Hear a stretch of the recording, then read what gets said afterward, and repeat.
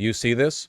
Trump Attorney General hopeful says he wants to drag Democrats' political dead bodies through the streets and burn them. Mike Davis shared the graphic shortly after Trump's clinched victory in the presidential race. Yeah. Legally, politically, and financially, of course, he added. Don't worry, he added in Minecraft at the end. Unity, we have the votes and they tried to kill Trump, he said in another expletive Latin post referring to Democrats. This guy is almost certainly not going to make the AG. It's probably going to be Ken Paxton, right? But still, Ken Paxton is just as bad. Who are they? Democrats. Trump was shot at by his own guy. They don't care. Trump allies, private sector quietly prepare for mass detention of immigrants. Quietly preparing to detain and deport migrants residing in the United States on a large scale, according to 4 sources familiar with the discussions. And with the former president becoming the president-elect, those preparations are now expected to ramp up.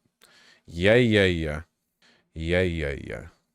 Trump's day one priority is to reinstate his former administration's border policies and reverse those of President Joe Biden, senior Trump advisor Jason Miller told CNN. Tom Homan, who previously served as acting director of ICE, could potentially serve as one of the leads on immigration in the administration, sources said. It's not going to be a mass sweep of neighborhoods. It's not going to be building concentration camps. I've read it all. It's ridiculous.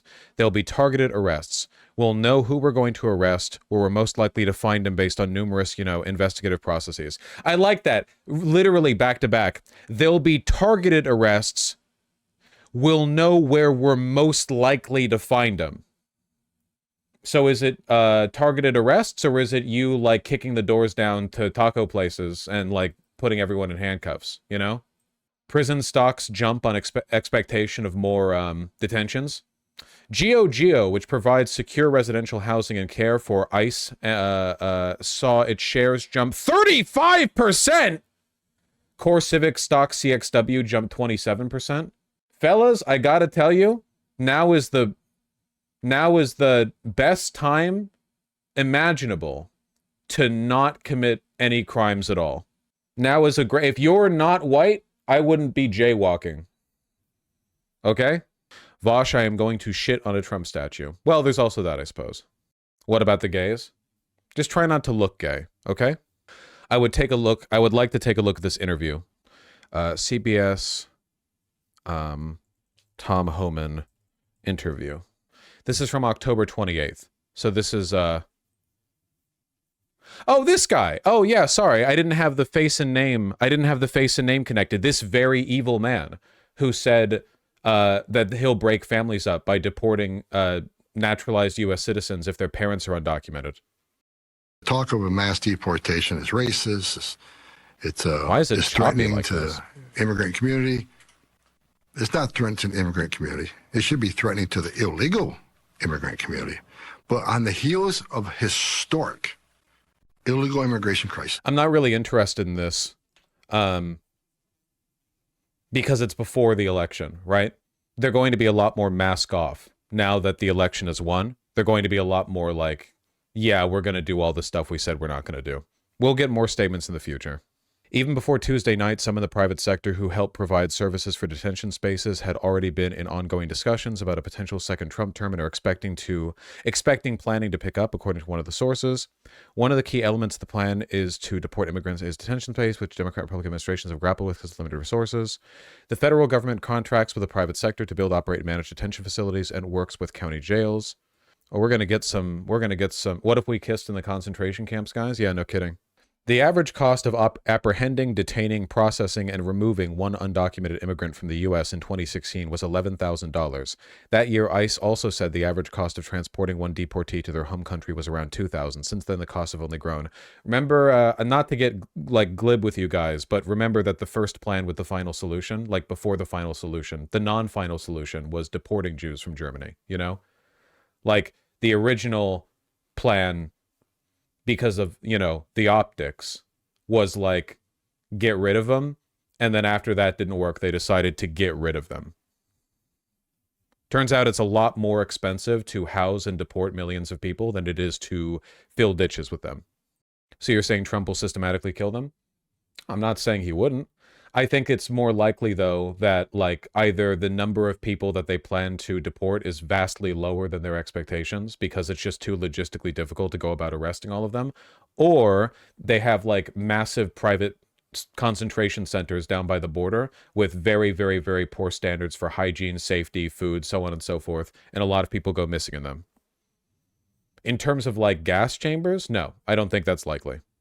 Won't this policy be political suicide? I don't think they have to worry about winning elections again. In 2 years they do. I hope so. They're going to fuck up this mass deportation. We all know they're too stupid to get it right. Maybe. There are a lot of competent people around Trump. It's possible that they really take control of the reins this time.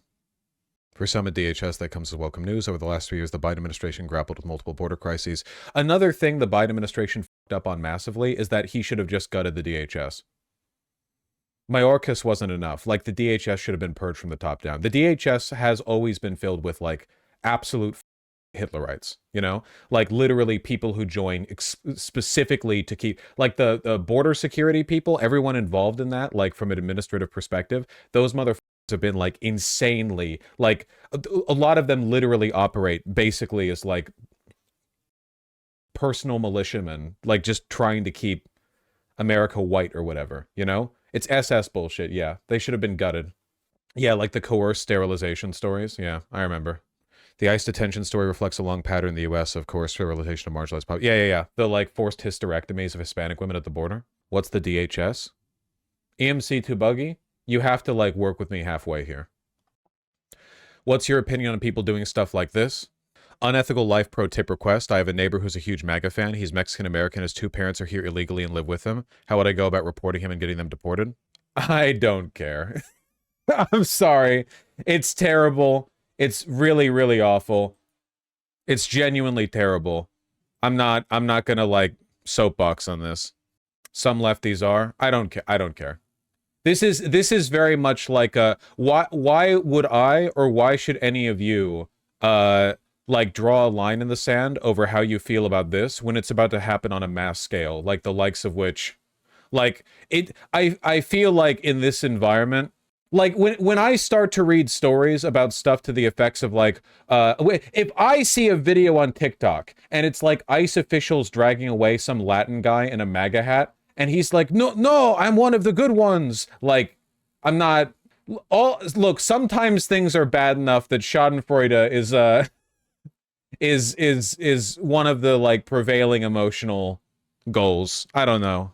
Holy shit, that accent. What the there was nothing wrong with that accent. That wasn't even 1/5 as stereotypical as I could have. I could have made him sound like Speedy Gonzalez. You're white. You never even talked to a Mexican. I grew up around them. You think they give a shit? You're at the bus stop with, like, 4 dudes in white t-shirts and painter pants getting ready for the next landscaping job, and you're just chatting it up with them, and you say, like, you make, like, any number of Spanish. You're all friends there, man. You all right, white boy. That's my motto that I say to myself. Thank you.